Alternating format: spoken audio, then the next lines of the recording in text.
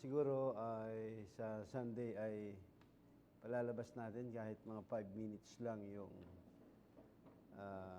nangyari yung pag-distribute natin ng mga t-shirts at saka tsinelas na binigay natin doon sa lugar ng Palawan. So, para hindi na tayo masyado magtagal at ang oras ay mag-aalas 8 na pala, tayo po ay magbukas ng Biblia sa aklat ng Genesis chapter 1, verse 3 up to 4. Genesis 1, 3, and verse 4. And God said, tayo lahat po na itumayo. God said, let there be light, and there was light.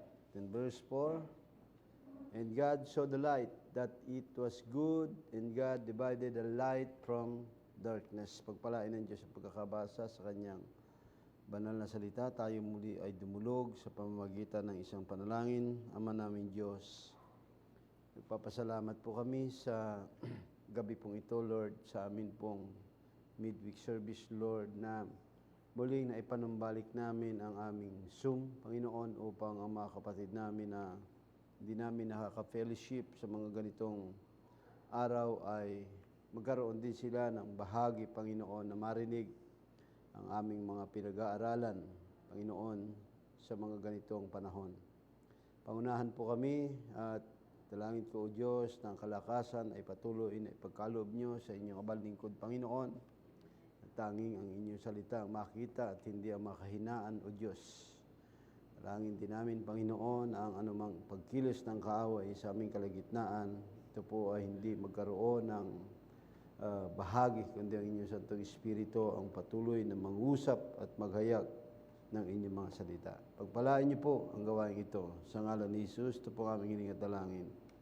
Amen. Tayo makakaupo na at sa Genesis chapter 1 verse 16, pakilagay nga sa Genesis 1:16.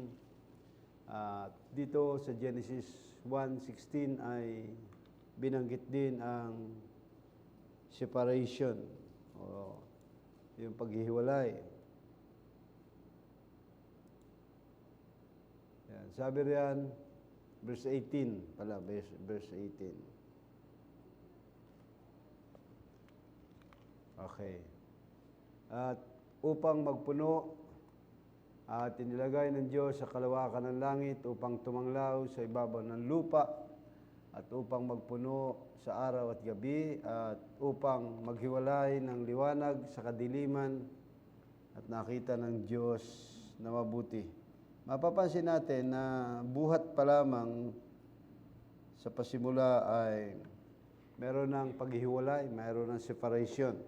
So, ating papamagatan ang topic natin ay separation. From the beginning ay hiniwalay ng Diyos ang liwanag sa dilim. Ang araw ay magsisilbing tanglaw sa araw at ang mga bituin, ang buwan ay magsisilbing tanglaw sa gabi.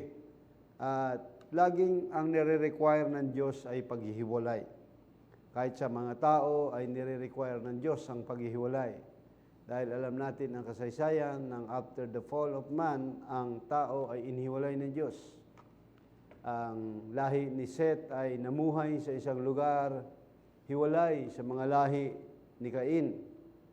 Pero sa Genesis chapter 6 ay muling nagsama ang dalawang lahing ito at ang resulta ay ang hindi magandang lahi ng mga tao dahil lumabas sa mga giants, Genesis chapter 6, at pagkatapos ay sumama ang mundo.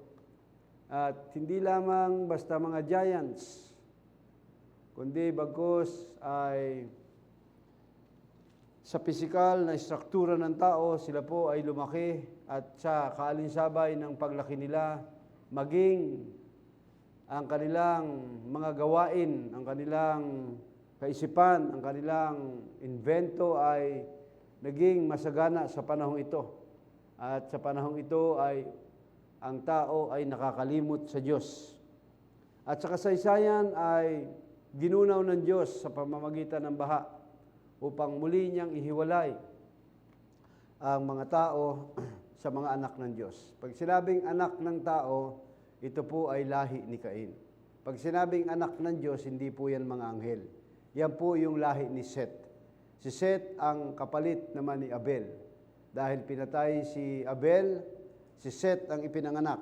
At dito, buhat kay Seth ay nagparami ang purong binhi ng Diyos. Walang halo yan. Pero dahil nagmingle, nagkaroon ng pagsasama, pag-aasawahan sa Genesis chapter 6, ang lahi ni Cain, ng mga anak ng tao at ang anak ng Diyos, ito po ay hindi nalugod ang Diyos. Kaya sabi niya, hindi na ako makikipagpunyagi sa mga tao magpakailanman. Sila ay karnal, pero ang kanilang buhay ay magiging 120 taon na lamang. Kaya dito po ay ginunaw ang mundong ito sa pamamagitan ng baha. At tanging 8 kaluluwa lamang ang naligtas. Yan po ay sa panahon ni Noah at ang kanyang 3 anak na mayroong kanya-kanyang asawa at ang kanyang asawa. So 8 kaluluwa lamang po yan ang naligtas. Mababasa niyan sa 2 Peter chapter 3 na 8 kaluluwa lamang ang naligtas. Ngayon, sa patuloy na pagdami nila, ang binhi ng serpente ay nanduroon sa mga anak ni Noah, subalit merong isa doon na dominante. Ang pangalan nito ay si Ham. At buhat kay Ham ay muling dumami ang mga tao dahil kay Ham ay ipinanganak si Cus. Pagkatapos ni Cus, ipinanganak ang mighty hunter na si Nimrod. At nagpatuloy ang pagdami ng tao hanggang sa Genesis chapter 11 ay gumawa sila ng Tower of Babel, subalit ito ay giniba ng Diyos. Nais ng Diyos na hindi sila magsama-sama, nais ng Diyos na ihiwalay pa rin ang kanyang mga anak. At doon sa panahon na yon ay nabubuhay si Abraham o si Abram na ang kanyang buhay ay impluwensyado ng kanyang mga kamag-anakan at ng kanyang kapaligiran. Kaya sa Genesis chapter 12 verse 1 ay tinawag si Abraham. Ang sabi ng Diyos, Abraham, get thee out of thy country. So, paghihiwalay ng isang pamilya, inihiwalay si Abraham sa kanyang mga kamag-anakan, sa kanyang mga magulang at sa kanyang mga kaibigan. So makikita natin dito yung unang kondisyon na ibinigay kay Abraham. Kailangan niyang humiwalay sa kanyang mga kamag-anakan. At hindi madali para kay Abraham. Kaya nga bilang isang tao ay isinama niya yung kanyang tatay na si Tera at iba pa niyang mga kamag-anakan, maging ang kanyang pamangking si Lot. Pero walang blessing. Habang kasama niya ang mga kamag-anakan niyang ito, dahil pagdating sa Haran, namatay ang kanyang tatay na si Tera. Marahil ay hindi na kayang maglakbay, dala ng katandaan.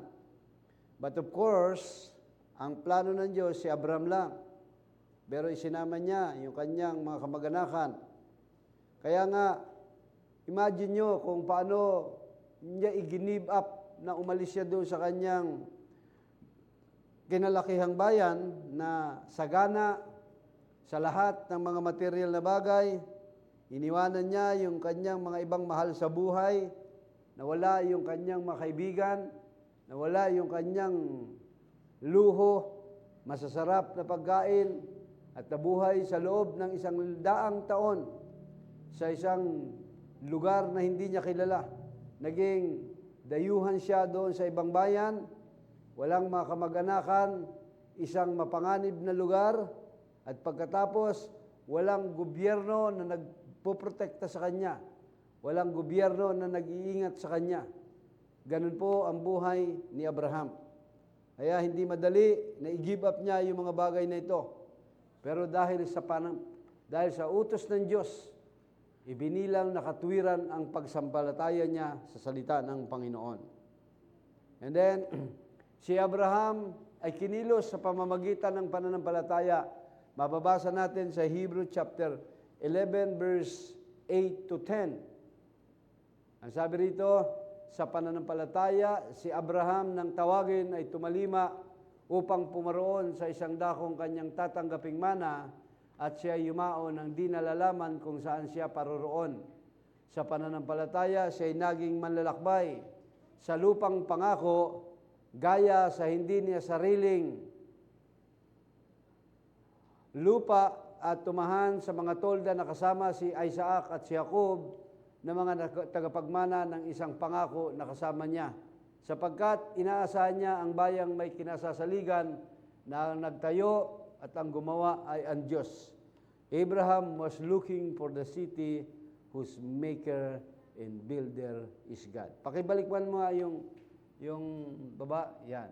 Nung tinawag si Abraham, mga kapatid, sa pananampalataya, saan ba tayo nag-umpisa? Nang tawagin ay tumalima. Kaya sa pagtawag, kailangan mong meron kang pananampalataya. At yan ang unang in-establish sa atin, faith. Kaya nga, makikita mo ang stature of a perfect man ay mag-uumpisa sa faith. Kasi kung wala kang pananampalataya, hindi ka susunod. Hindi ka tatalima. Sa tuwina, mahalaga ang pananampalataya. At si Abraham, ibinilang ang pananampalataya sa kanya. So, at siya ay naglakbay. Mahirap kung sa atin, hindi natin sure. Pero si Abraham, hindi rin niya sure kung ano ang kanyang pupuntahan. Ang tanging pinanghahawakan niya lamang ay ang salita ng Panginoon. Ang paglalakbay natin dito, spiritual sa mundong ito, wala tayong katiyakan. Pero dahil may salita ng Diyos, natitiyak natin na tayo ay patungo sa Panginoon. Kailangan lang natin ay pananampalataya. Pagkatapos ni Abraham ay dinala siya ron sa lupang pangako. Actually, meron pa ring sidetrack dito dahil si Abraham ay nung dumating ang panahon ng tagutom ay napunta siya sa Ehipto. Hindi siya nanatili doon sa lugar na ipinangako ng Diyos sa kanila. At kaya naman nang siya ay umalis sa presensya ng Panginoon, ang nangyari sa kanya ay natakot siya. Pansinin po ninyo, sa tuwing ikaw ay aalis sa presensya ng Panginoon, takot ang kanyang naramdaman. Una, alam niya na manganganib ang kanyang buhay. Dahil alam niya na pagpasok nila sa bayan ng Ehipto, yung kanyang asawang si Sarah ay pagsasamantalahan at siya naman ay papatayin.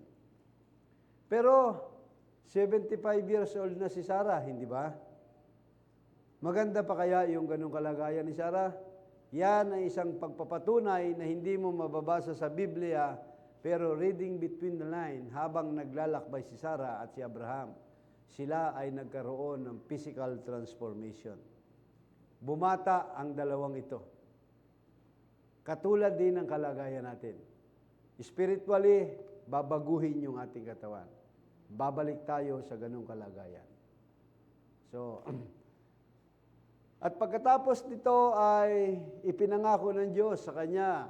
Sabi sa kanya, Abraham, Genesis chapter 16, sa iyong balakang lalabas ang hindi mabilang lalahi.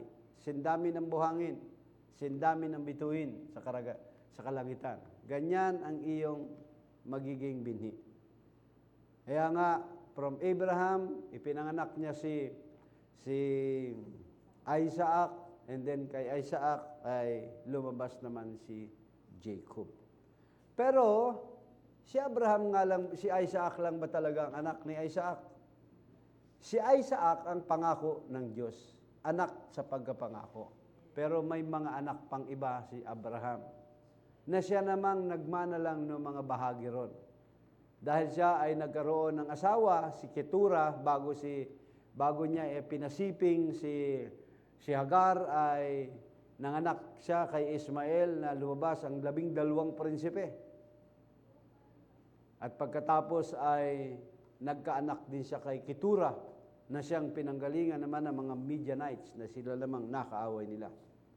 So, from Isaac to Jacob, ang nangyari from Isaac to Jacob na siyang tinawag na Israel, ay lumabas naman ang 12 patriarka. Walang iba kundi ang 12 tribes of Israel. Yan po ay panahon ng tinatawag na Mosaic Age, Mosaic Law. So, kailangang mayroong paghihiwalay din ng isang bansa doon po sa isang bansa. Kasi ang Israel ay isang bansa na nakikipamayanan, sakop ng pagkaalipin sa loob ng mahigit na 400 taon doon sa Ehipto. So, tinawag ng Diyos sa mga Hudyo, buhat po sa Egypt upang sila ay lumabas. Sa Exodus chapter 8 verse 20, ang sabi ng Biblia, "Let my people go." Palayain mo ang aking bayan, sabi ng Panginoon. Bumangon kang maaga sa kinaumagahan at tumayo ka sa harap ni Paraon at narito siya ipapasatubig at sasabihin mo sa kanya, ganito ang sabi ng Panginoon, payaunin mo ang aking bayan upang sila ay makapaglingkod sa akin. Ang layunin ng Diyos upang ihiwalay ang bayang Israel sa panahon ng Mosaic Age upang sila ay makapaglingkod sa Panginoon Diyos. Palagay mo nung pinalaya tayo sa spiritual Egypt na ganun lang, nais ng Diyos na tayo po ay makapaglingkod sa Kanya. Dahil yun ang buong katungkulan ng tao. Serve the Lord with all thy heart, with all thy might. Sa buong buhay natin. Kaya tinawag ito upang sila ay hindi lamang makapaglingkod, kundi ang kanilang paghiwalay ay merong halaga, ang kanilang pagpupuri sa Panginoon. Dahil kakaiba ang pagsamba ng mga Egyptian. Marami po silang Diyos-Diyosan doon. At kung sila ay doon magsasamba sa lugar ng Ehipto, papatayin sila, babatuhin sila hanggang mamatay. Dahil karumaldumal sa mga Ehipto ang maghandog ng tupa. So kailangan nilang umalis doon. Maging sa ating panahon ay maraming mga Kristiyano ang nagsasamba pa rin, pero sila ay nanduroon sa loob ng Ehipto. Ayaw nilang umalis. Ang nais ng Diyos, ihiwalay niya. Hiwalay ang uri ng paglilingkod, hiwalay ang uri ng pagsamba, hiwalay ang kanilang mga pag-aawitan para sa Panginoon. So, pinalaya sila ng Diyos sa pamamagitan ng kanyang makapangyarihang kamay at sila ay tumawid patungo sa lupang pangako. So ano nangyari? Nung ang mga Hudyo ay umpisang sa 1 King chapter 8 verse 53, tingnan po natin kung paano sila pinaghiwalay ng Diyos. Sapagkat iyong ihiwalay sila sa gitna ng lahat ng mga bayan sa lupa upang maging iyong mana, gaya ng iyong sinalita sa pamamagitan ni Moses na iyong lingkod, na iyong ilabas ang aming mga magulang sa Ehipto, o Panginoong Diyos. Sa tuwin na nais ng Diyos, ihiwalay sila. Kasi dito sa Sinai ay nagkaroon sila ng, pagkatapos ng 40 days ay pagbaba ni Moses, ang bayang Israel ay sumasamba na sa Diyos-Diyosan. At ang sabi ng Diyos, ihiwalay mo ang mga matuwid at lilipulin ko ang masasama. Nais ng Diyos na manatili ang sariling Kanya. Ano ang layunin niya? Upang ito ay maging pure, puro, dalisay, ilayo sa pagsamba sa Diyos-Diyosan. Yan ang nais ng Diyos. Kaya tayo ay nais ng Diyos, hiwalay tayo. We are a peculiar. Tingnan po ninyo sa 1 King chapter 9, verse 6 up to 9.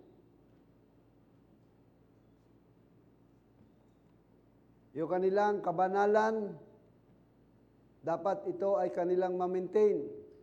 Ngunit kung kayo ay magsisihiwalay sa pagsunod sa akin, kayo ang inyong mga anak, at hindi iningatan ang aking mga utos at ang aking mga palatuntunan na aking inilagay sa harap nyo, kung kayo'y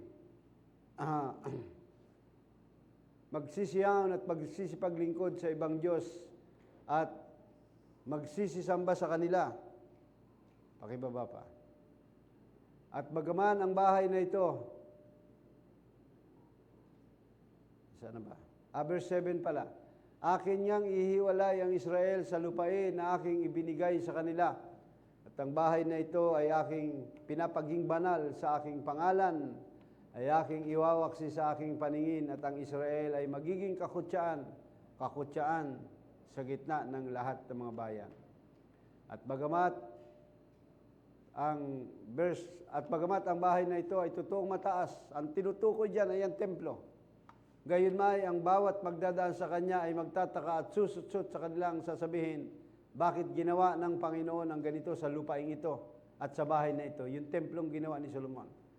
At sila ay magsisisagot sapagkat kanilang pinabayaan ang Panginoon nilang Diyos na naglabas sa kanilang mga magulang sa lupain ng Ehipto at nagsipaghawak sa ibang mga Diyos at sinamba nila at pinaglingkuran nila at kaya't pinarating ng Panginoon sa kanila ang lahat ng kasamaang ito. Nagutos ang Diyos sa kanila. Sila ay inihiwalay buhat sa lupain ng Ehipto. Naglakbay sa loob ng 40 taon upang ihiwalay ang kanilang kaisipan sa kanilang impluwensya nung sila ay nabubuhay pa sa Ehipto. But unfortunately, hanggang sila ay papasukin ng Diyos sa lupang pangako. Daladalyan nila ang kanilang nakagisnan. Namatay yung mismong galing sa Ehipto, pero yung mga ipinanganak doon, nasaksihan ng mga anak nila kung gaano ang ginagawang pagre-rebelde ng kanilang mga magulang sa Diyos sa pamamagitan ni Moises. Kaya kahit mga anak nila ay rebelde rin sa Diyos. At ito ay hindi basta ipinasulat na kasaysayan, kundi ito ay upang magsilbing halimbawa sa atin. Yan ang isinulat ng 1 Corinthians chapter 10, verse 1 up to 6. Huwag mo nang dalhin doon, sis. So, nakikita ng mga anak ni Israel na ang kanilang mga magulang ay rebelde sa namumuno sa kanila. Walang iba kundi si Moses. Kaya, nang sila po ay makarating na sa lupang pangako, ang 20 years below nang sila ay papasukin na, kung ano yung kanilang naging ugali ng panahon na sila ay naglalakbay patungo sa lupang pangako, ganun din ang kanilang naging pag-uugali pagpasok doon. At pinagtayo ng Diyos, na hinipo ng Diyos si David at itinayo ni Solomon ang templo. Subalit, ano ang ginawa nila? Hindi nila pinahalagahan ang mga kautusan ng Diyos. Ang templo ay ginawa nilang, sinalaulan nila ang templo. Doon ay iniiyakan nila si Tamos. Ezekiel chapter 8, verse 14. Sino si Tamos? Siya ang anak ni Nimrod at ni Semiramis. Tingnan po ninyo sa verse 13 muna tayo. Yan. Sinabi niya sa akin, iyong muling makikita pa ang ibang malaking kasuklam-suklam na kanilang ginagawa. Basahin niyo lang yung verse, yung kabuuan ng Ezekiel chapter 8 niyan. Dito tayo sa verse 14, na magkagayoy dinala ako sa pintuan ng pintuang daan ng bahay ng Panginoon na nasa dakong hilagan. At narito doon nangaupo ang mga babae na iniiyakan si Tamos. Isipin nyo sa loob ng templo, pero naging karumal-dumal ang templo. Sumasamba sila sa Diyos-Diyosan. Mas pinapahalagahan nila yan. Yung 70 matatanda dyan, na dapat sana ang mga ngasiwa. Pero makikita natin, mga kapatid, kung gaano sila karebelde. They were rebellious, sabi ng Bible. Pinalitan nila ang God's government, yung pamamahala ng Diyos sa kanila. At sila ay naglingkod sa iba't ibang mga Diyos o sa kanilang mga Diyos-Diyosan. Gayunman ay hindi nagkulang ang Panginoon na sila ay palalahanan. Kaya ang Israel ay nasakop ng Assyrian sa panahon ng paghahari ni King Hosea noong 722 BC.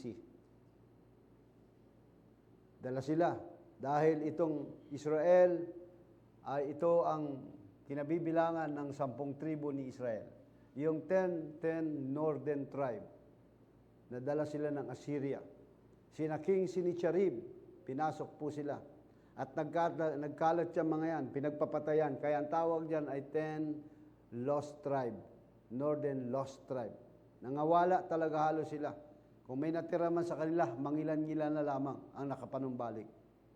And then, pagkatapos ng 100 taon, ang Judah at ang Benjamin, yung dalawang magkapatid na tribo, ay tinangay naman o nadala sila sa pagkaalipin ng mga Babylonians.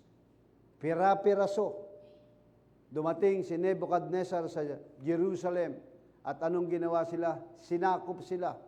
Yan po ay sa panahon ng paghahari ni Jehoiakim noong 606 BC. Dahil sa kanilang kapabayaan, dahil sa kanilang paglaban sa salita ng Diyos, dahil sa kanilang pagsamba sa mga Diyos-Diyosan. Samantalang ang Israel ay nanduroon sa Assyria. Ano ang ginawa ng mga Assyrian? Kumuha sila doon sa mga lupain na yon. Ang mga Assyrian at yung kumuha ng mga ibang lahi doon sa lupain at pinag-asawa sila na bagay na ito ay karumal-dumal sa Panginoon. Yung mga ibang tribo, yung ibang lahi ay kinuha ng mga Assyrian at ipinaasawa. Buburahin nila ang lahi ng mga Israel na ito. So, anong nangyari? Nagkaroon ng tinatawag na mingle, intermarry with the remnant in the land. Yung natitira lang, nagkaroon ng mixed race, mongrel religion, katulad din ng nangyayari sa iba't ibang grupo ng mga pangkating paniniwala ngayon. Kaya nga tayo ay ini-advise natin lagi sa mga kabataan natin na kung sila ay mag-aasawa, kailangan kapanampalataya. Kasi history repeats itself lang. Mga kapatid, mawawala yung identity nila bilang anak ng Diyos. Kasi nagpatuloy ito sa paglipas ng mga century o taon ang dumaan. Ano po ang nangyari sa kanila? Ang tawag na sa kanila ay mga Samaritan during time of Christ. Pag Samaritan, yan po yung halo, mistiso yan. So pagdating ng ating Panginoon, wala nang paghihiwalay. Wala na ang bayan ng Diyos. Wala na yung Israel. Kaya nga hindi na sila nakikipag-usap sa mga Hudyo. Naalala nyo yung sabi ng babae sa woman at the well? Bakit ka na, di ba sa batas ninyo, hindi kayo nakikipag-usap sa aming mga Samaritano? Meron na silang hiwalay, may separation na sila. Inihiwalay na sila talaga ng Diyos. Bagamat yung Judah, tribe of Judah ay nagsisi at sila ay preserve pa rin ng Panginoon, pero ang 10 northern tribe, talagang sila ay totally nawala. Nabura sila. So, ang Judah lang ang dumating sa Reformation at inallowed ng Diyos na manirahan sa Jerusalem. Ang Judah. Kaya nung pagkatapos ng sila ay makaptib sa Babylonian captivity for 70 years, yung unang pagbabalik ni Zerubbabel, pinangunahan ng governor na si Zerubbabel, dahil sila ay under Babylonian Empire, Babylonian government, ang Israel ay isa na lamang probinsya na pinangangasiwaan ng isang gobernor. Ang pangalan ay si Zerubbabel. Yan po ay noong 536 BC. Kaya nga, nang sila ay bumalik, ang unang pagbalik nila rito ay 50,000 lang. Mababasa niyo yan sa Book of Ezra. Yung first na bumalik ay 50,000 lang. Later on ay sumunod naman si Ezra at saka si Nehemiah. Mga kapatid, at sila ay itinayo nila muli ang templo. And then, after 1,000 years, ipinasa nila ang kautusan na magbibigay ng paghiwalay. Kaya nga, anong ginawa? Binago ba ng Diyos ang oras? Hindi. Nais ng Diyos na sila humiwalay doon. So, nangaral si Ezra. Biruin mo, after how many years, napakarami, anong ginawa nila? Sila ay ipinanumbalik doon ng Diyos sa pangungunan ni Ezra sa 50,000, and then yung sumunod, na sila ay mamumuhay muli doon sa lugar na yon. Pero hindi natuto yung Israel. Dahil ang Israel ay muling nagsipag-asawa ng hindi nila kauri. Pagbasahin nyo ang Nehemiah at ang Ezra, yung huling bahagi dyan, iniutos ng Diyos ng mangaral si Ezra, ihiwalay ninyo. Hiwalayan ninyo yung mga asawa ninyo na hindi nyo kauri. Palayasin ninyo yung mga anak ninyo na ang hirap nun, di ba? Pero ganun ang ginawa ng mga taong ito. Umiiyak sila, pinaalis nila yung kanilang mga asawang hindi nila kauri, hindi Hudyo. Yung mga anak nila. Alam niyo ba kaya si Hitler ay gusto niyang ubusin yung Hudyo? Hindi siya kinikilalang Hudyo. Half kasi siya eh. Austrian yan eh. So yun din ang nangyayari ngayon. Kaya sa atin, totally kailangan mawala yun. Aalisin mo lahat yun. Wala ka dapat matitira ron. At yan ay baybayin natin hanggang sa mga susunod. Babalikan ko yung kasaysayan at type in shadow nito na kailangang walang matitira. Totally talaga yun dapat maalis. So, basahin natin ang Ezra chapter 10, verse 10 up to 12. Tingnan nyo.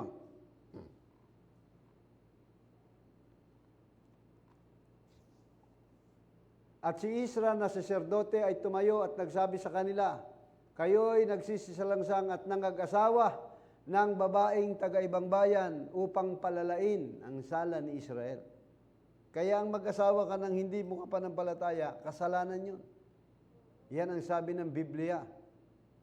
Ngayon niya'y mangagpahayag kayo sa Panginoon, sa Diyos ng inyong mga magulang at inyong gawin ang kanyang kalooban, at maghisiwalay kayo sa mga bayan ng lupain, sa mga babaeng taga-ibang bayan.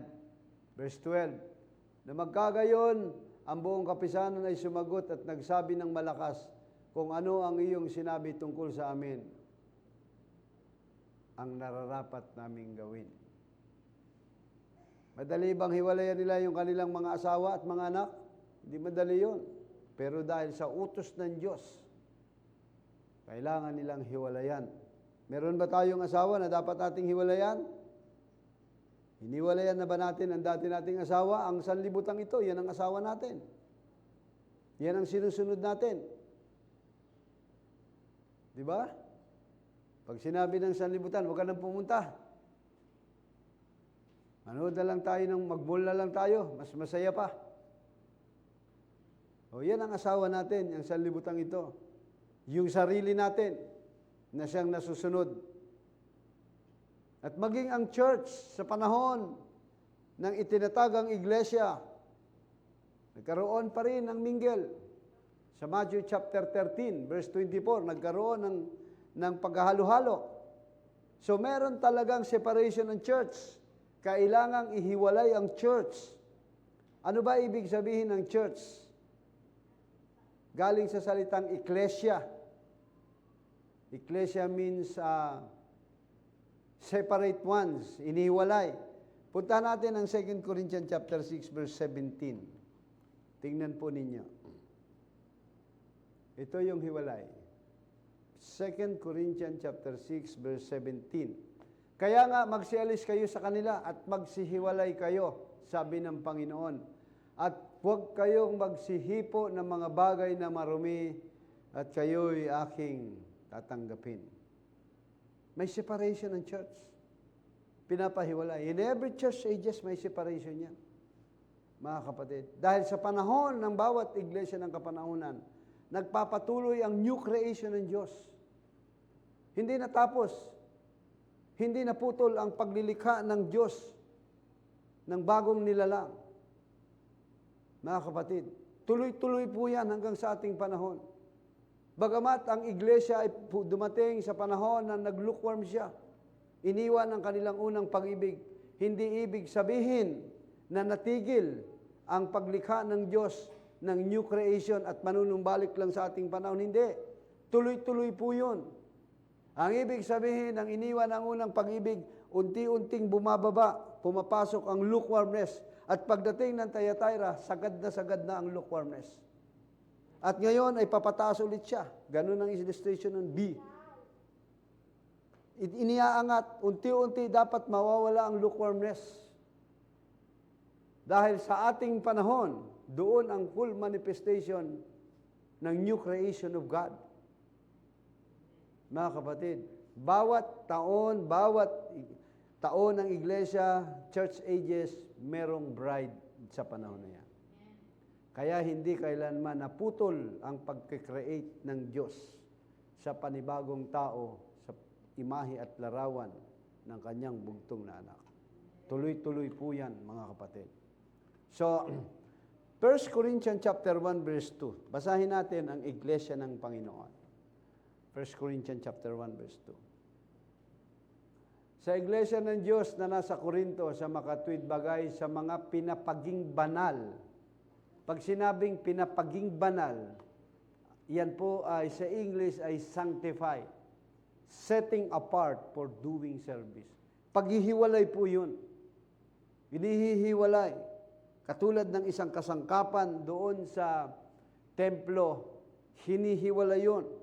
Hindi siya ginagamit sa ordinaryong mga gawain. Ang mga gitara ay hindi ginagamit yan sa mga bagay na pansanlibutan.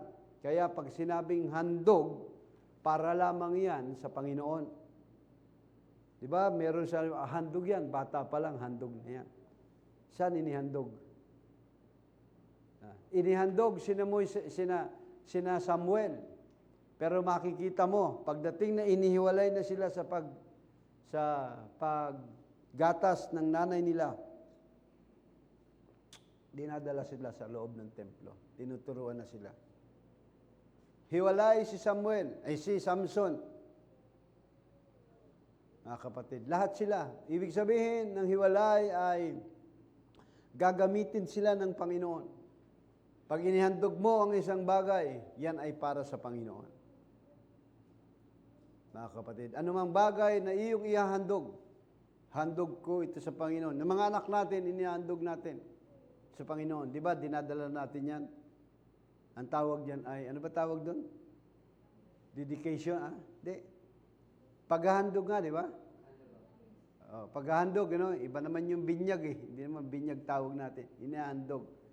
So, ang inaasahan ng Panginoon, yung mga anak natin, ihahandog natin sa Panginoon yan, ibibigay talaga natin sila sa Panginoon, tuturuan natin sila. Katulad ni Samuel na tinuturuan doon sa templo, nandun ang propetang si Eli, high priest na si Eli, upang turuan si Samuel.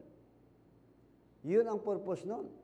Kaya ang iglesia, ang sabi riyan, ay pinapaging banal kay Kristo. Inihiwalay para kay Kristo. Tinawag na mga banal na kasama ng lahat na magsisitawag sa bawat dako sa pangalan ng ating Panginoong Kristo. Yan ang ibig sabihin ng church.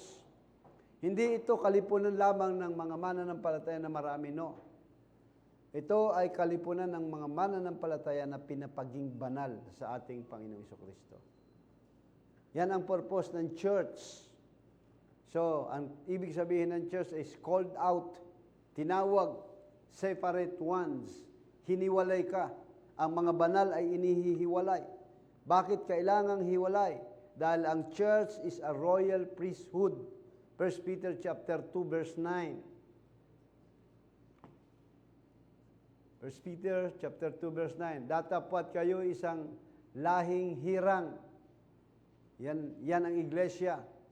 Makaharing pagkasaserdote, royal priesthood, unholy nation, pag-aaring bayang, pag-aaring sarili ng Diyos.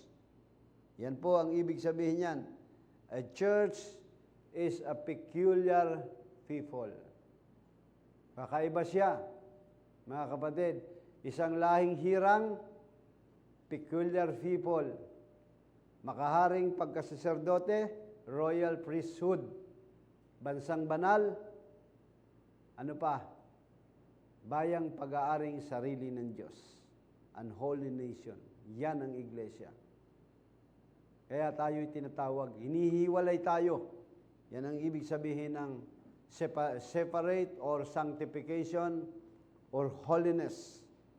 So, nais ng Diyos na ang kanyang bayan ay kanyang ihiwalay. Hindi lamang ano ang layunin, bakit kailangang ihiwalay? Maging sa pangungusap, hiwalay po tayo. Titus chapter 2 verse 8, tingnan po ninyo. Ang ating mga pangungusap, sabi ng Biblia, ay magkalasang katulad ng asin. Titus chapter 2 verse 8. Yan. Pangungusap na magaling, na hindi mahatulan upang sila na nasa kabilang panig ay mahiya nang walang anumang masamang masabi tungkol sa atin. Yan po ang iglesia. Mga kapatid, ang ating pangungusap, sabi riyan, ay magaling. Kaya ang mga anak ng Diyos, kapag nagkakasama-sama, tuwing magkikita, ang fellowship nila ay Word of God. Sharing, hindi lang kaming mga pastor ng pag nagkasama-sama ay sharing ng Word of God. Mga kapatid, walang chismisan. Yan ang sabi ng Biblia, no gossip, taking the Lord's name in vain. Ibig sabihin, hindi dapat malapastangan ang salita ng Diyos. Huwag mong gagamitin ang pangalan ng Diyos sa walang kabuluhan. Yan ang bilin, huwag niyong babanggitin ang pangalan ng Diyos ng walang kabuluhan. Pero, sa mundong ito ay kahit saan ka pumihit, merong chismisan. Agree ba kayo dyan? Kahit sa Kristiyano, nanduron pa rin ang chismisan. Pinagkukwentuhan ang kahinaan ng mga kapatiran. Ano ang sabi ng Biblia? Ipag-pray natin ang kahinaan. Tanggalin, sabi ni Kristo, bago mo tanggalin ang muta ng kapatid mo, tanggalin mo muna yung troso na nakabara sa mata mo. Agree ba kayo ron? Kasi hindi mo makikita kapag hindi mo tatanggalin yung troso. Baka mamaya, ikaw mismo ay wala kang ginawa, kundi hanapan ang pagkakamali ng kapatid mo, pero ikaw may pagkakamali ka rin, may pagkukulang ka rin.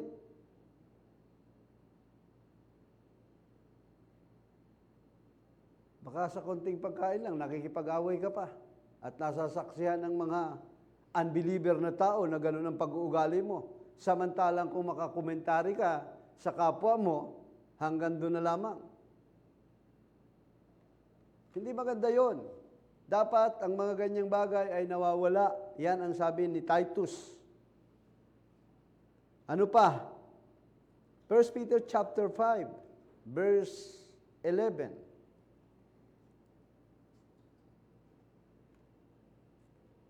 Sumakanya nawa ang paghahari magpakailanman. Tama ba ako? Tama. Sumakanya nawa ang paghahari magpakailanman. So lahat ng bagay, mga kapatid, sabi ng Biblia, ay para lamang sa mga bagay para sa Panginoon. Lahat, sabi niya, lahat. Sabi nga ng Biblia, ang pangungusap natin, maging ang ating gawa, ay para lamang sa kaluwalhatian ng Panginoon. So, tingnan po ninyo ang nangyari sa panahon ni Nehemiah. Nehemiah chapter 13, verse 23 up to 24. Nagkaroon sila ng ibang lingwahe. May lingwaheng ibinigay ang Diyos sa kanila at merong lingwaheng ibinigay sa atin. Nehemiah chapter, tama yan, 23, verse 23. Na mga araw ng yaon ay nakita ko ang mga Hudyo na nagsipag-asawa, nangag-asawa ng mga babae ng Asdod, ng Ammon at ng mga Moab. Ang iglesia ay babae, nag-asawa sa mga babae. At ang kanilang mga anak ay nagsalita ng kalahati ng wikang Asdod at hindi makapagsalita ng wikang Hudyo, kundi ayon sa wika ng bawat bayan. Ang Israel may sariling lingwahe. Alam niyo ba yon na hanggang ngayon ay napapreserve nila ang kanilang lingwahe? Dumaan man sila sa mahabang panahon na panatili niyan. Pero may mga Hudyo na hindi na nila alam yung kanilang lingwahe dahil sa sila ay nakipag-asawa sa mga hindi nila kauri. Okay. Tuloy tayo. Maging sa doktrina ay meron din palang paghihiwalay. At yan ang pinaka-controversial ngayon sa sirkulasyon ng end time. 2 Timothy chapter 1 verse 13.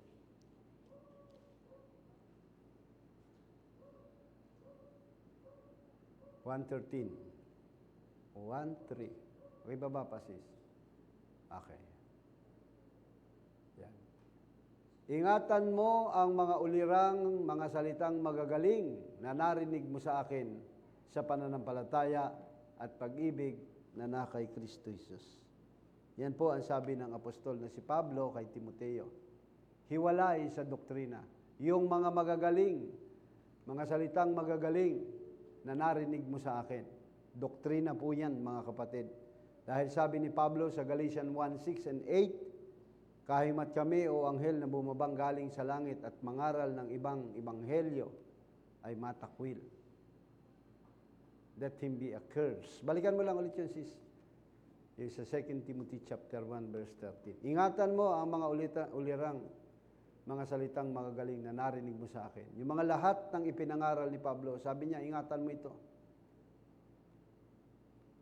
Sa Titus chapter 2, verse 1, sinabi rin ni Pablo, Titus chapter 2, verse 1.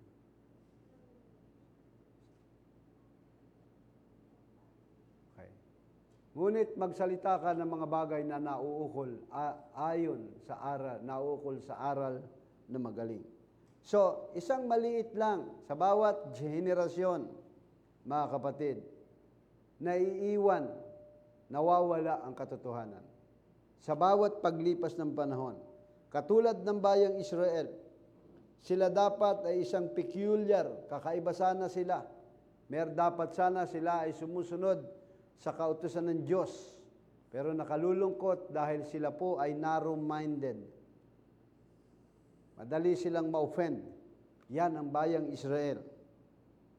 So, ang tanong, ang mga iglesia ba ngayon, kinukonsidera ba nila na sila ay peculiar sa mga denominational na Kristiyano o iglesia at sa gayon ay kaya nilang ipaglaban ang kanilang pananampalataya? Palagay ko hindi na. Dahil maging ang mga mananampalataya sa huling panahong ito ay gano'n na rin ang ginagawa. Kung ano ang ginagawa ng ibang denominasyon ay gano'n na rin. Dahil kahit na tayo ay tinatawag na end-time believers, gumagana pa rin tayo ng mga piyestahan. Agree ba kayo dyan? Hindi nga naghahanda, pero nagpupunta naman sa mga piyestahan.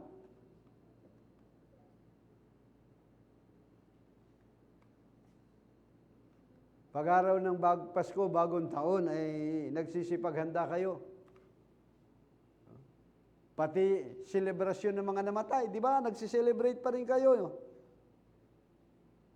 May selebrasyon ba ng mga patay? Death anniversary? Wala. Hindi pinagdiriwang yan sa Biblia. Ang totoo, kinamumuhian ng Diyos yung mga bagay na yan. Pero ina-adopt din ng mga Kristiyano. Sabi ng Biblia, tayo ay mga peculiar people, kakaiba tayo. Ang layunin ng Panginoon, tandaan natin, iisa lang ang kaligtasan, iisa lang ang church, iisa lang ang kaparaanan ng bautismo.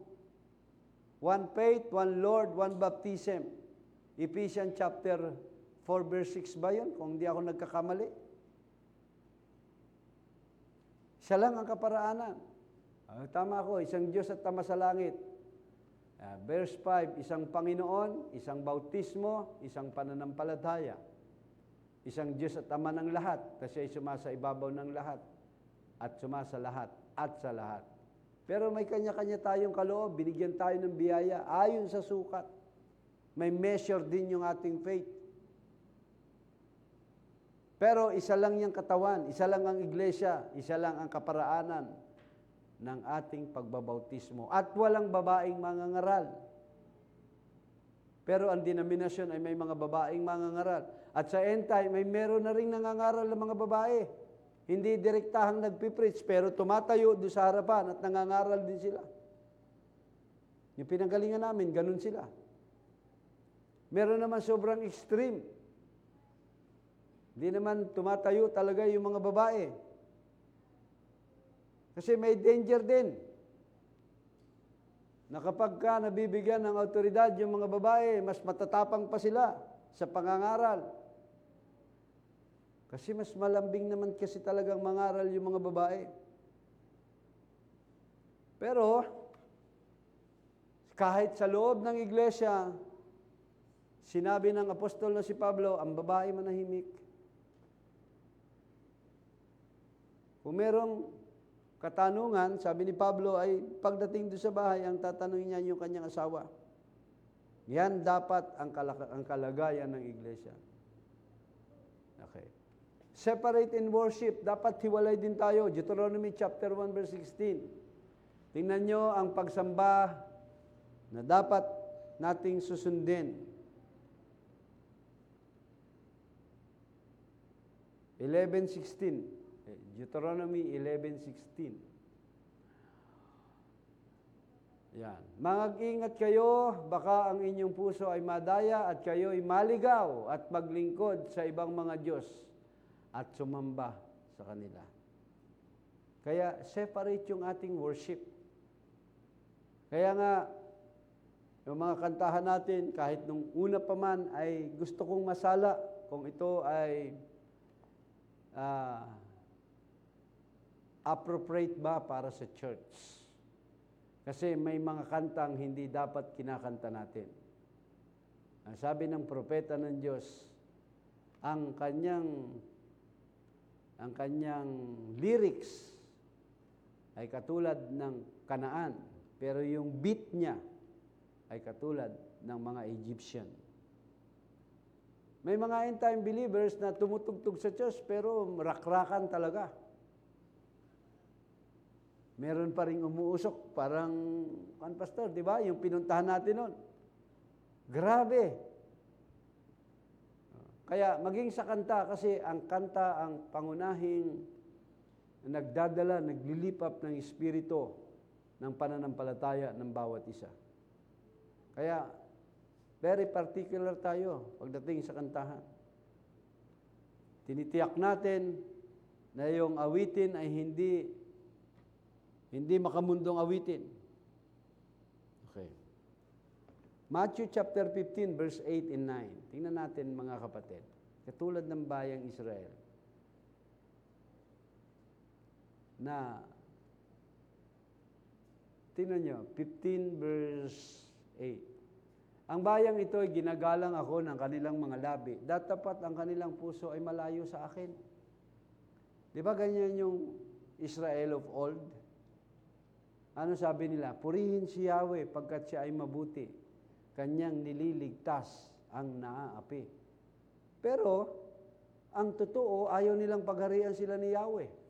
Mababasa mo sa 1 Samuel chapter 8. Nagpupuri sila. Sabi ni Kristo, ang bayang ito. Saan kinote ni Kristo yan? Sa Isaiah. 700 years nang nakalipas nang ito'y sabihin ni Isaiah tungkol sa kanyang bayan. Na ang bayang ito'y ginagalang ako ng kanilang mga labi, pero ang kanilang puso ay malayo sa akin. Datapwat walang kabuluhan ang pagsamba nila sa akin, na nagtuturo ng kanilang pinakaaral at mga utos ng mga tao. Di ba ganyan sa denominasyon?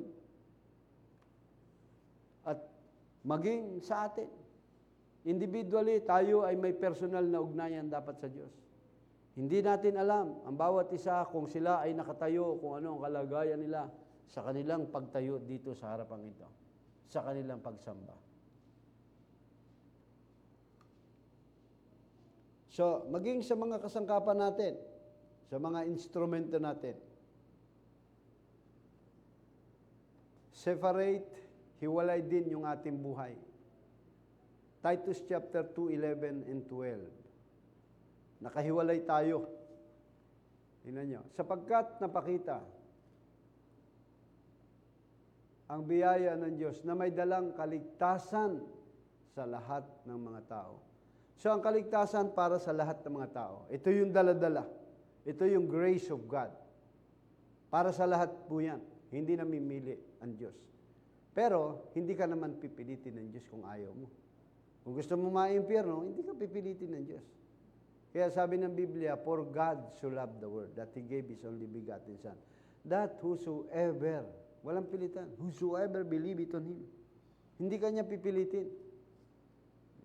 Na nagtuturo sa atin upang pagtanggi natin sa kalikuan at sa mga kahalayan ng sanlibutan, ay marapat mabuhay tayong may pagpipigil at patuwid at banal sa panahong kasalukuyan ng sanlibutan ito.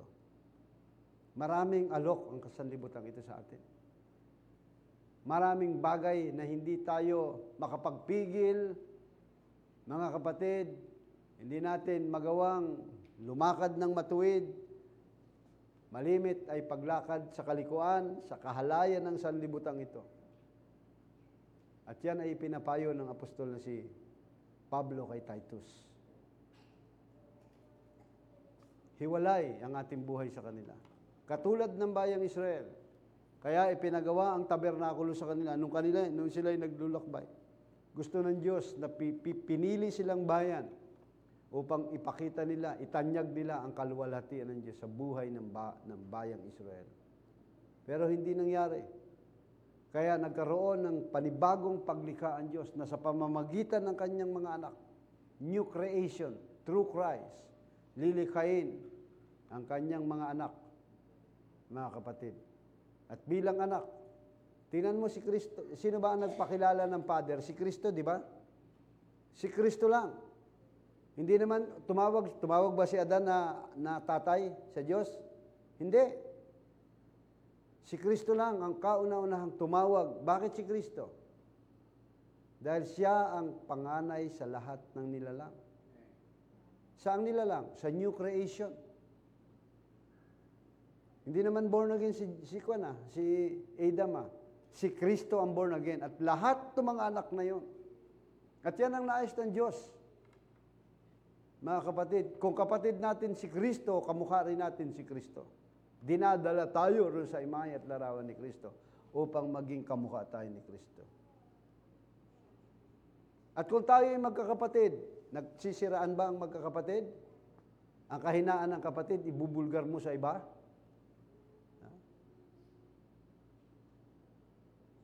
Walang ganun na magkakapatid. Ng tunay na magkakapatid. Mga kapatid. Pinag-uusapan yun. Tingnan po natin. Sa 1 John chapter 2 verse 15 up to 16. Basahin natin. 1 John 2:15. Huwag ninyong ibigin ang sanlibutan, ni ang mga bagay na nasa sanlibutan. Kung ang sino man ay umiibig sa sanlibutan, ay wala sa kanya ang pag-ibig ng Ama. Sapagkat ang nanganasa sa sanlibutan ay ang masamang pita ng laman, masamang pita ng mga mata, kapalaluan ng buhay, na mula sa Ama, hindi mula sa Ama, kundi sa sanlibutan. Ano raw yon? Lust of the flesh, lust of the eyes, and pride of life. Yan ang pangunahin na nasa isang tao, mga kapatid. Pero sabi ni Pablo, sabi ni Juan, huwag niyong ibigin ang mga bagay ng sanlibutan. Huwag niyong ibigin ang sanlibutan, ni ang mga bagay na nandirito sa sanlibutan. Kasi, diyan umpisang nahuhulog ang tao. Pag nanasa, sabi ni Pablo, sa pagnanasa nilang sila ay yumaman, ay nangahulog sila sa sari-saring tukso.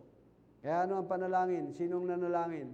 Si Solomon ba ang nanalangin na, Lord, huwag mo akong payamanin? Baka makalimutan kita. Huwag naman sobrang hirap, baka sumpain kita at magnakaw ako.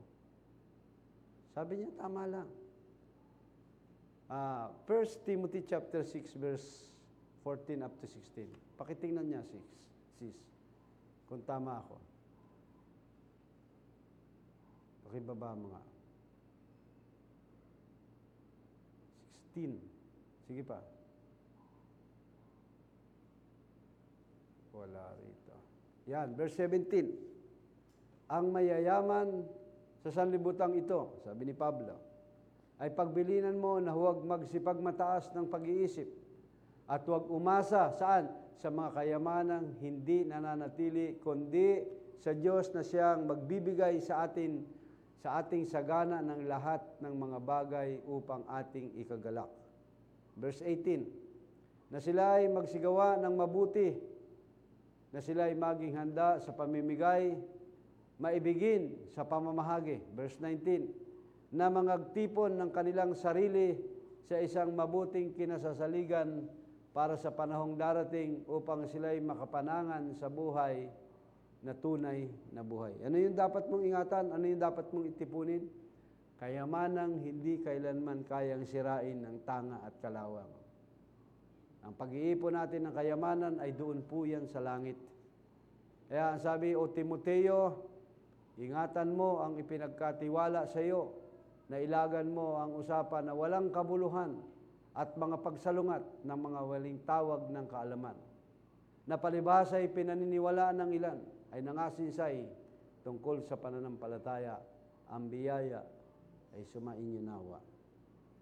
Iwasan daw yun, yung mga pagtataltalan na walang kabuluhan. Ano yung pagtataltalan? Yung pagdidiba-dibate, mga kapatid. Hindi naman masama ang debate eh. Pero yung argue, yun ang hindi maganda. Nagkakaroon ng argumento. At walang nananalo sa argumento. Parehas lang talunan yan. Katulad namin sa mga ministers meeting namin, pag nauwi sa argumento, walang nananalo ron, walang na-reconcile. Kundi bagkus pag-uwi ay parehas lamang na sugatan. Okay, tuloy pa tayo. Sa Romans chapter 12, verse 1 and 2. Iniisip ng mga tao ay ang pagsusuot ng marangal na kasuotan. At tama naman yun. Ang iniisip din ng mga tao ay hindi pag-inom o pag-attend ng mga sayawan.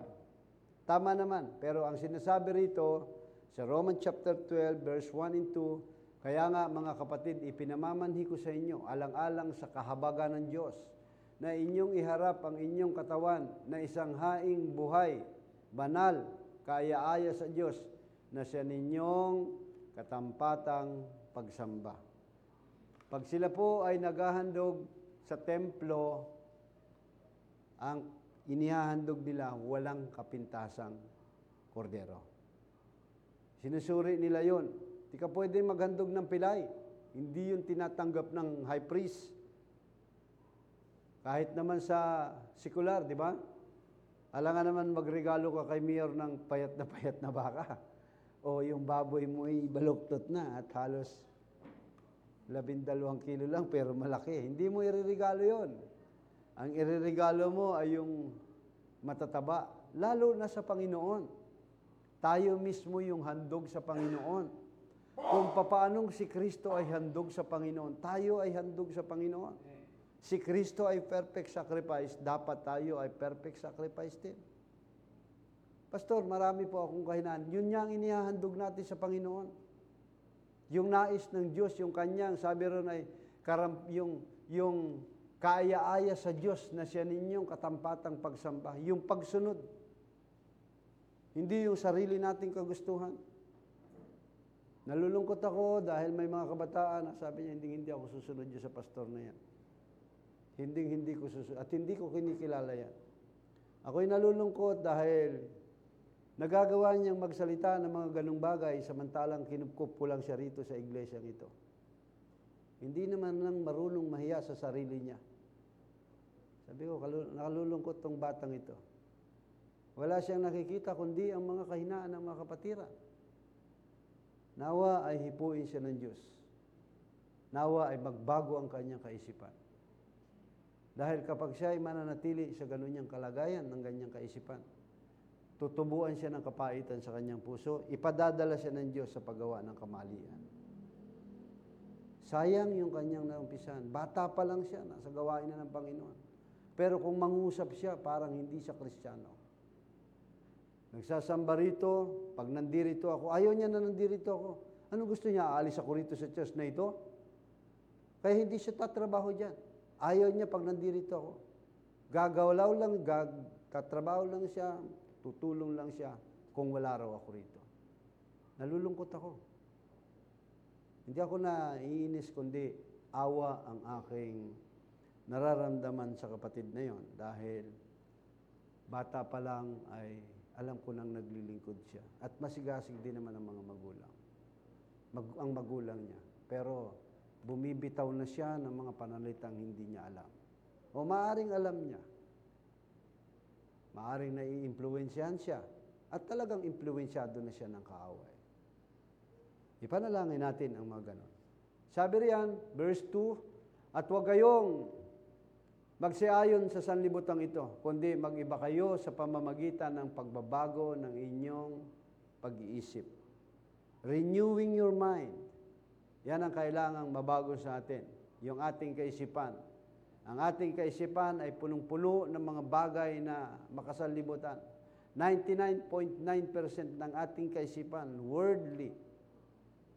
Mga kapatid, 99% ng kaisipan natin, ang nais natin ay yung malugod ang ating laman. Laging nagkakaroon sila ng labanan ng kaluluwa at ng laman.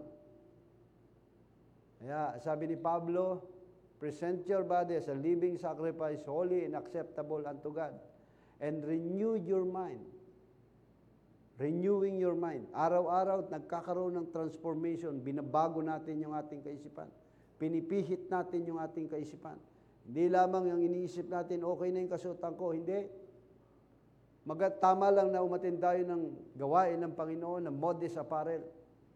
Pero si Cain, tandaan ninyo, nakapagaganda ng handog din ni Cain. Ano sabi ng Hebrew chapter 11? Pero hindi nalugod ang Diyos. Dahil hindi yon ang pamantayan ng Diyos. May pamantayan ng Diyos. Gusto ng Diyos, ang nire-require ng Diyos, dugo. Simula kay Adan, simula kay Abel, dugo na hanggang sa panahon ng ating Panginoon sa Kristo. Yan ang nire-require. Kaya nga, sa Old Testament, pumapasok sila rin sa templo, mga kapatid, winiwisikan lagi ng dugo. Yan ang nire-require sa atin. Yun ang token nila. Ang token, ang palatandaan, when I see the blood, I will pass over you. Yung dugo na yun, ang nagpapahupa ng galit ng Diyos pansamantala para sa bayang Israel. Pero ang dugo ni Kristo, ang ipinantubos sa lahat ng ating kasalanan. At sa pamamagitan ng token, walang iba kundi ang banal na Espiritu Santo. When I see the blood, I will pass over you. Ang ating tanda o ang token ay ang Espiritu Santo. Ano pa ang nais ng Diyos? To be in Christ, maging kagaya ni Kristo tayo, to be a new creature. Bagong nila lang. 2 Corinthians chapter 5, verse 17. Ang sabi ni Apostol na si Pablo, all things have passed away. 2 Corinthians chapter 5, verse 17. Sabi riyan ni Pablo, kung ang sino man ay na kay Kristo, siya ay bagong nilalang. Ang mga dating bagay ay nagsilipas na. Narito, sila'y pawang naging mga bago. New creature na. Bagong nilalang na. Born again na siya. Inalis na, inihiwalay na. Diba? Sabi, let there be light. Na ang purpose ng liwanag ay hiwalay. Yung mga nakabalot na impurities, yung kadiliman sa kanya upang magliwanag siya. At inihiwalay ng Diyos. Sabi ng verse 4 sa Genesis chapter 1 verse 4, at inihiwalay ng Diyos ang dilim sa liwanag. So pagkatapos niyan, pawang tayo ay bago na, new creature na po tayo, mga kapatid. So, mga kapatid, ang relihiyon ay hindi dapat gawing miserable ang isang mananampalataya. Ang relihiyon ay dapat ang isang mananampalataya ay mabago patungo kay Kristo. Sinabi ng propeta ng Diyos na ang ipinapangaral namin ay walang iba kundi ang salita. Hindi dapat ipinapangaral ng isang tao ang kanyang sarili o ang kanyang pamilya, kundi ang salita ng Diyos. Mga kapatid. Kaya hindi ako tumatayo rito para sabihin ko, magaling yung mga ganito, mga kamag-anakan ko ganito, no? Salita ng Diyos ang aking ipinapangaral. Dahil kailangang dalhin ang iglesia sa salita ng Panginoon. Ephesians chapter 5 verse 26, you are washing by the water of the word. Huhugasan. Yung iglesia kailangang pakabanalin sa pamamagitan ng paghuhugas ng tubig na may salita. Huhugasan ka, lilinisan ka ng tubig, mga kapatid. Kaya lahat ng karumihan mo, habang inaalis lahat ng karumihan mo, masakit yan. Diba? Yan ang sabi ng Panginoon. Nung hapon, na malapit na, bago siya mamatay, nagbigkis siya ng tuwalya at kumuha ng palanggana at nilagyan ng tubig. Sabi niya, halikayo, tuhugasan ko ang inyong mga paa. Sabi ni Pedro, Panginoon, liguan mo na po ako. 12 yun. Marami yung liliguan na yun ni Kristo. Sabi niya, ang malinis na ay hindi na kailangan pang paliguan. Anong nais tukuyin ni Kristo na hindi magawang maunawaan pa ng mga apostol nun? Sa araw-araw nating paglakad, ang talampakan, ang paa, ang nadudumihan. Kaya hinuhugasan tayo ng salita ng Diyos. Sa araw-araw, ang salita ng Diyos lamang ang panlinis. Kung meron kang pwedeng puntahan sa panahon ng mga kahirapan ng buhay mo, mga trials ng buhay mo, mga difficulties, walang iba kundi ang salita ng Diyos. Doon ka lamang dapat pumunta. At yan ay nakasulat sa Salmo, hide in pavilion, Pastor. Anong talata yun? Yung si David, sabi niya, ay namamalagi ako sa pavilion. Inaawit pa nga natin yun, di ba?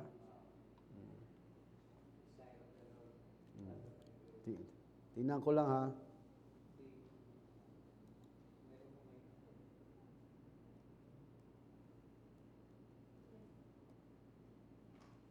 Ay, wala.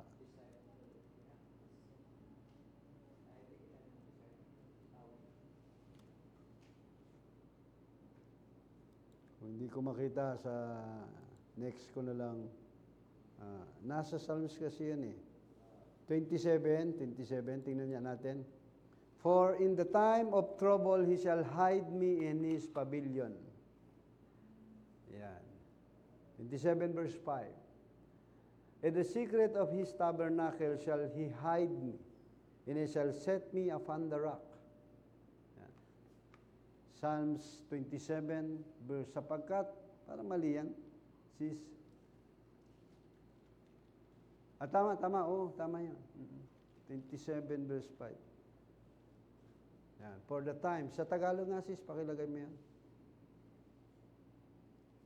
Yan. Sapagkat sa kaarawan ng kabagabagan ay iniingatan niya ako sa lihim ng kanyang kulandong. Ako na sa kublihan ng kanyang tabernakulo ay kinukubli niya ako. So yung secret of His tabernacle shall He hide me. Saan yun? Walang iba kundi sa salita ng Diyos. Walang pwedeng pagkublihan tayo sa panahon ng mga kabagabagan, sa panahon ng mga kahirapan ng ating buhay, sa panahon ng mga pagsubok. Wala kang ibang pwedeng kublihan kundi ang salita ng Diyos. Yun lang ang ating tanggulan, mga kapatid. Tandaan ninyo, si David ay nakipaglaban kay Goliath. Pero hindi si David talaga nakipaglaban. Sino nakipaglaban? Ang Panginoon Diyos. Hinahayaan lang ni David na ang Diyos ang kumilos sa kanya. Dahil alam ni David na ipapakipaglaban siya ng Panginoon. Sa buhay natin, hayaan natin na kumilos ang Diyos na ipakipaglaban tayo. Ano ang purpose ng pakikipaglabang ito ni David? Nakaranas na ba kayo? Sino sa atin nakaranas na katulad ng karanasan ni David? Isang matinding digmaan, isang matinding pagsubok. Kung kayo ay humaharap ng pagsubok, sa aking nararanasan niya yun, physical and spiritual, unti-unting humihina, gumugupo yung katawan ko. Pahina ng pahina, mapapansin ninyo ako. Pabagsak ng pabagsak yung katawan ko. Pero alam kong inallowed ng Diyos sa mga bagay na ito.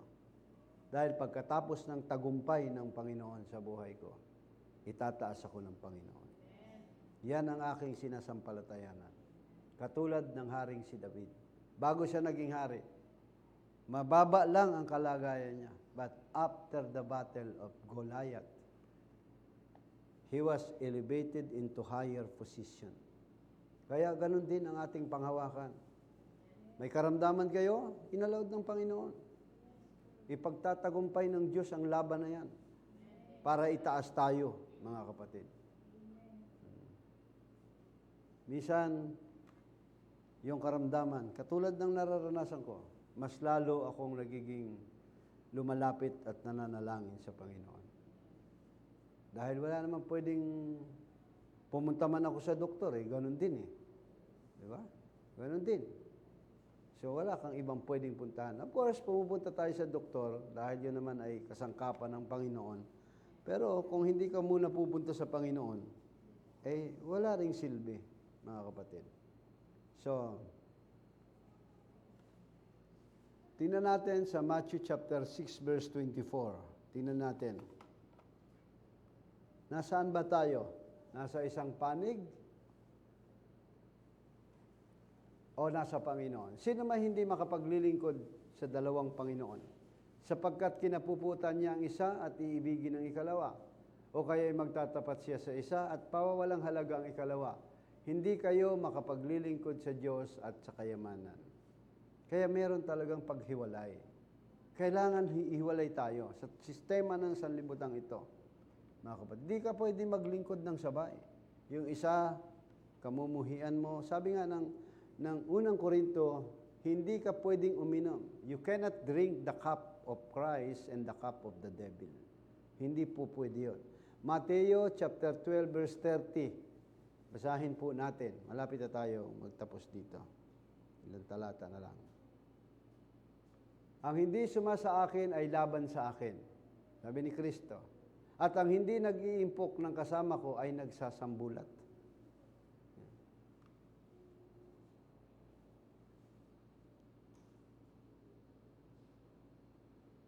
So, pag hindi tayo kay Kristo, kalaban tayo. Romans chapter 6 verse 16, basahin natin.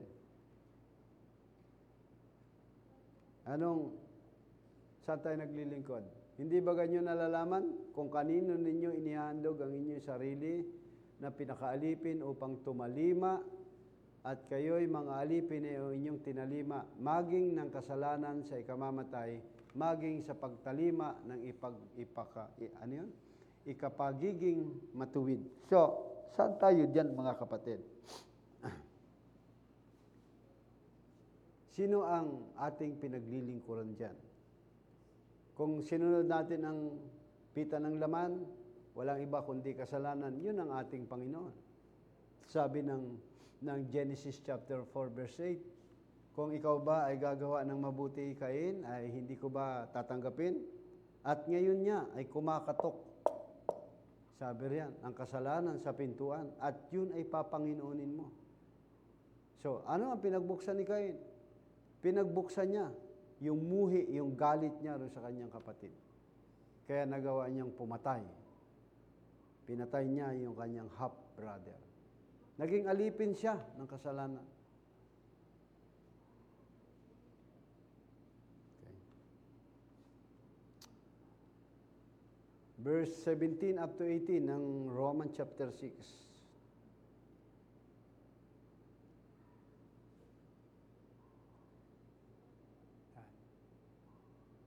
At yamang pinalaya na kayo sa kasalanan, ay naging alipin kayo ng katuwiran. Dati alipin tayo ng kasalanan, di ba? Yun ang sinusunod natin yung kasalanan. Bagamat ayaw na natin magkasala, pero dahil alipin tayo, wala tayong magawa. Pero ngayon, alipin na tayo ng katuwiran. At kung alipin ka ng katuwiran, wala kang ibang susundin, kundi ang Panginoon ng mga katuwiran. Walang iba kundi ang Diyos. Mga kapatid. So, may panahon talaga ng paghihiwalay. Ihiwalay ang trigo at ang panirang damo. Ihiwalay ang kambing at saka tupa. Sa Matthew chapter 25, verse 31 up to 33, puntahan ninyo. Merong separation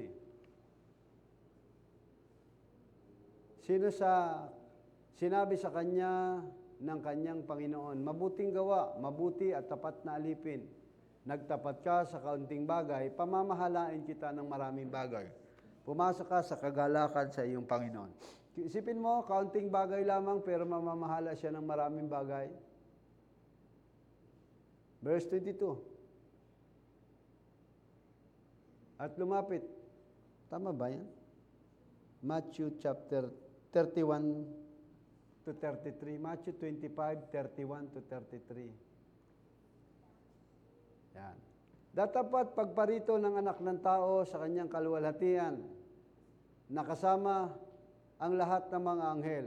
Kung magkagayoy, luluklok siya sa luklukan ng kanyang kaluwalhatian.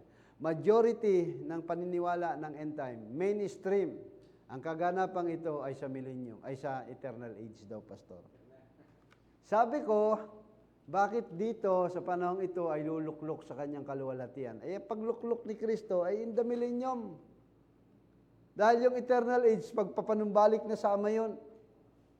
Sinabi ni Brother Branham, wala tayong magagawa. Yun ang argumento nila. Eh, sinabi nga ng propeta, wala tayong magagawa. Verse 32, at titipunin sa harap niya ang lahat ng mga bansa.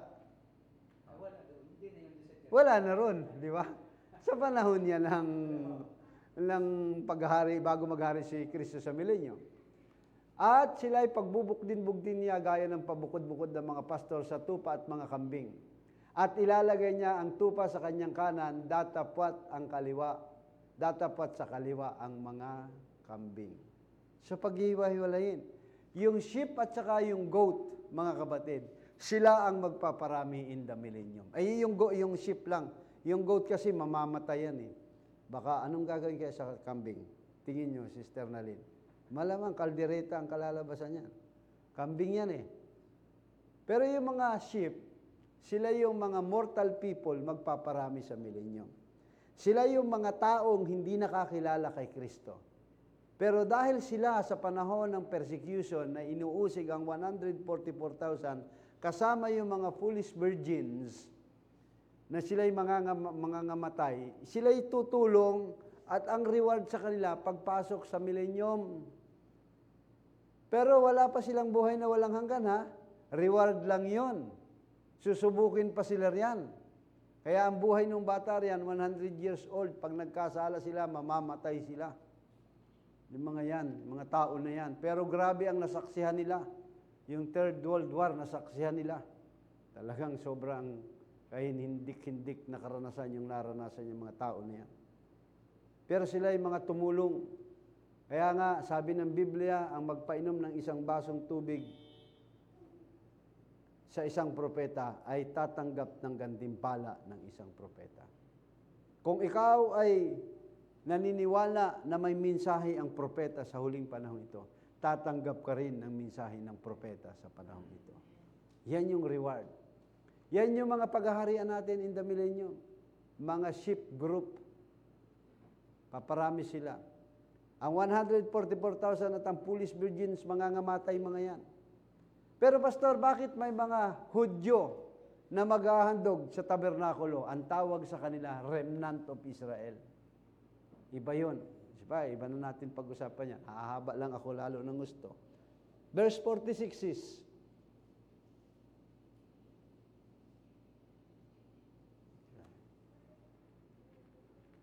Verse 46, at ang mga ito'y mga paroroon sa walang hanggang kaparusahan. Sino yon? Yung kambing. Datapat ang matuwid ay sa walang hanggang buhay. So, meron talagang paghihiwalay. Ihiwalay ang itim at saka ang puti. Ihiwalay ang masama at ang matuwid. Ihiwalay ang ligtas at ang hindi ligtas. Ihiwalay ang kambing at ang mga tupa. Kahit ngayon may paghihiwalay, may separation talaga. Mga kapatid, kahit anong gawin natin, may hiwalayan talaga nangyayari. Dahil in every church ages, may separation yan, may paghiwalayan. Lalo-lalo sa panahon natin ngayon. Kaya sabi ng Biblia, wherefore come out from among them and be ye separate, saith the Lord. Yan ang sabi ng Biblia. Kaya dapat tayo, sabi ng Biblia, tayo ay mga hiwalay na tao, peculiar people tayo, bayang pag-aari ng Diyos. So, nais ng Diyos na tayo ay maging liwanag ng sanlibutan ito. Kung ang Israel, ang purpose ng Panginoon, kaya sila inalis doon sa madilim na lugar na yon, Sila ay nais ng Diyos na maging liwanag sila sa kanilang patutunguhan. Nasa palibot nila.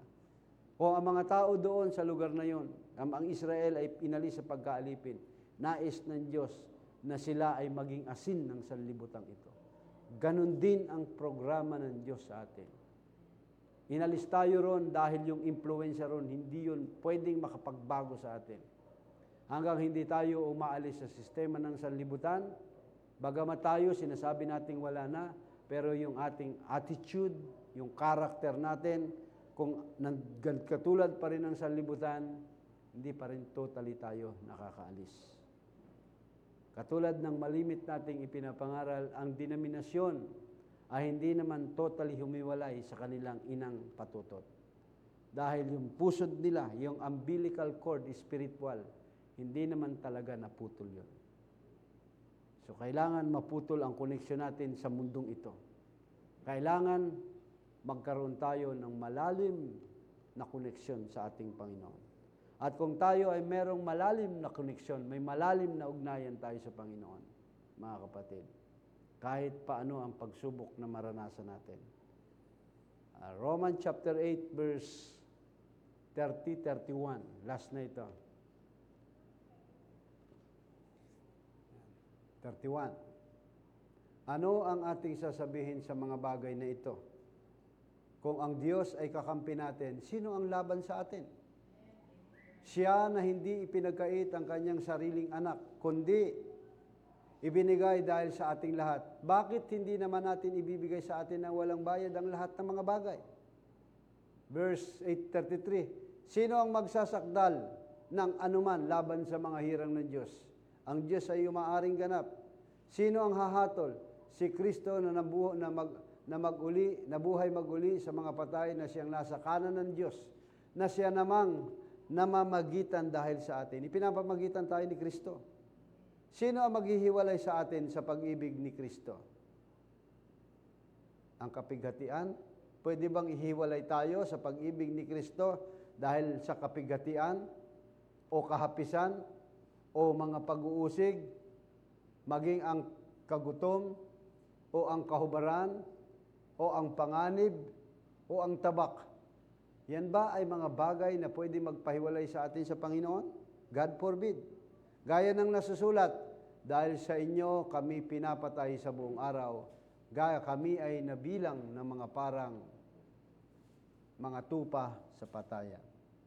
Di ba yung mga tupa dinadalay, wala namang reklamo yung mga yan? Verse 37, hindi, kundi sa lahat ng mga bagay na ito, we are more than conqueror.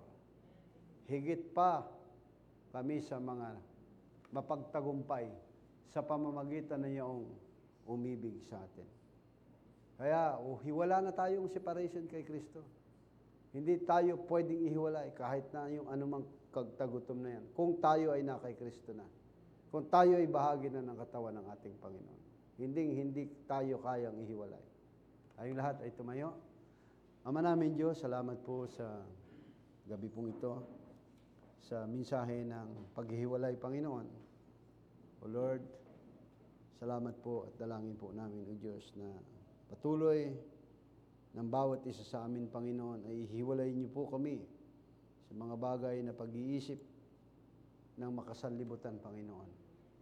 Ihiwalay niyo po ang aming lumang pagkatao upang makita, Panginoon, ang imahe at larawan na kung saan kami po ay nilikha ninyo. Lord God, salamat po sa gabing ito, sa aming pansamantalang pagtatapos at paghiwa-hiwalay. Dalangin po namin, Panginoon, na kung paano nyo iningatan ang bawat isa sa amin na makarating sa lugar na ito. Maging sa pag-uwi namin, Panginoon, sa aming kanilang tahanan.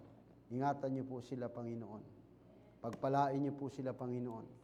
At dalangin namin ang mga salitang narinig namin ay hindi po ito maging istanbul para sa amin, kundi bagkus ito ay pagbubulay-bulay, Panginoon. Pagpapalaala, reproof, correction, Panginoon, sa aming nagiging pagkukulang sa inyo. Salamat po, Panginoon, sa pangalan ni Jesus. Tayong lahat magsabi ng Amen. God bless you, mga kapatid.